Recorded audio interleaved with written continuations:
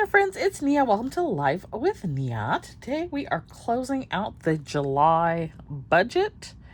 This month had some ups and some downs. So let's get into it. Income expenses, business expenses, cash envelope, sinking funds, debt, savings, and goals is what we will cover. So starting with income for the month. For the month of July, I estimated $8,677. We ended up with $8,736, so $59 more than what was anticipated. Did get a YouTube payment this month, so that was $168.82. So yay on that. Did not have any like miscellaneous income come in.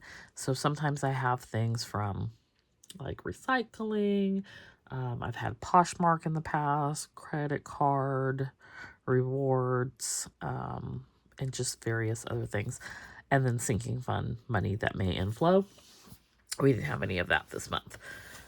So, when we look at expenses on the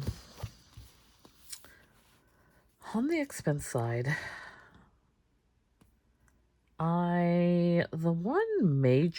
two things.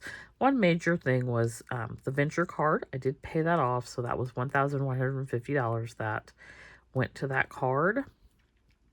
And that was early, so I had until the 7th before the 0% interest ends, August 7th. So yay, that is done. And then the other thing is car insurance. That billed the last day of the month, so that was $729.58. And I will, that was charged to a credit card. I have the funds in the sinking fund, so you'll see that actually be sort of like as an inflow for August. Then that was really the major expenses over on everything else was the normal everyday expenses. On the business expense side, nothing out of the ordinary. I did not add up how much I spent on art, but it was a pretty big amount because I purchased a lot of art for the fall season and the fall planner sesh box. I also had $59.80 go towards one of my printers for instant ink.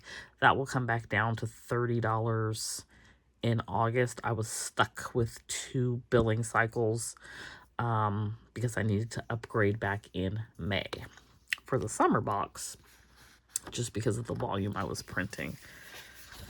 For cash envelopes, the June amount that was stuffed was, or not June, we're not in June. I would like to go back to June because that was like the beach trip and birthday and all the things, but it's July. So the July amount was $1,320 for cash envelope stuffing. And then an additional $125 was transferred electronically for utilities, $150 for car insurance, $20 for home insurance, and $40 for Shopify.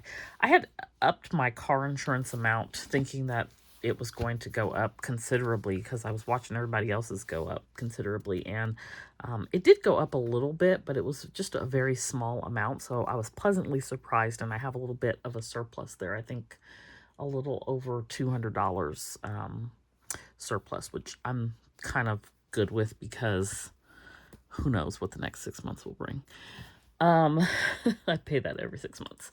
So that is cash envelopes. Nothing happening over in sinking fund land because I did not pull from anything.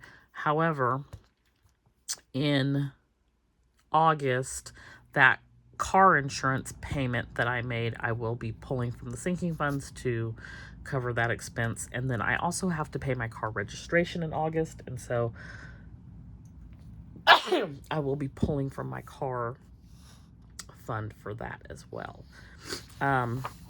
And I will say my Roth and my solo 401k have gone down. Like, the market sucks right now. Anybody else experiencing that?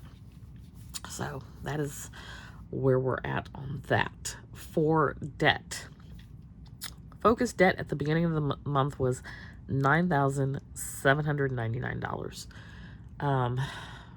My goal was to get it to 8,200 or less. We ended at 8,682, so we did not make the goal, $482 above the goal. However, we did have some wins. So the venture card is paid off. Just made it in before the 0% ended. So that is a good thing. And we're down to 1,167.20 owed on my car. So I was looking at whether or not I was going to pay that off in July. Did not do that. So now we're going to look at that possibly for August. But the big win was the paying off the venture card. So we'll talk about what's next in the August budget video. So that's debt. Now, over on the savings side of things, I had a goal to save $750. I saved $744.80 through my weekly savings challenges, and so we were like $5.20 short of the goal. However, I also had Envy, which was $297. So with Envy and with interest, I ended up saving $1,088.27. But I really just count this towards the goal. So I say I didn't quite make the goal. But in actuality, I did because I saved somewhere else. But it just depends on how you look at it. So when we look at our goals for July, the goal to save $750 is kind of like yes, kind of no. 8,200 or less on debt, that was a no. I did not put 500 to the solo 401k, nor did I put 500 to the Roth IRA. I think solo 401k was 250, and I don't remember what the amount was to the Roth IRA. It was a small amount. I did track expenses, and I wanted to put $750 to the car. I only did $600. I said I wanted to do $800 for the venture. I did $1,150 and paid it off, so we did make that goal. And then $600 to Amazon, I did not do that. So we're a little bit all over the place on the goals this month. And then let's take a look at our Q2 focus, see if any of these can be, we're not in Q2 anymore, we're in Q3. Q3 focus. So we have paid off the venture, so we did hit that one already. But that is the only one so far on this list. So we've got pay off Navy Federal, pay off car, debt under 5K, Roth IRA, and solo 401k, $1,500 each, which is $500 a month, quarterly taxes, fall planner sesh box, and our Shopify and collective. So, so far we're 1 month into Q3. We've hit one of these Q3 focus goals. So that is my July recap review of the budget. A little bit of a mixed bag this month, and we are ready to move right on into August. So join me back here next time for a August budget overview, and we'll talk about what the plans are for August and what I have in store. There's a handful of things going on in the month of August that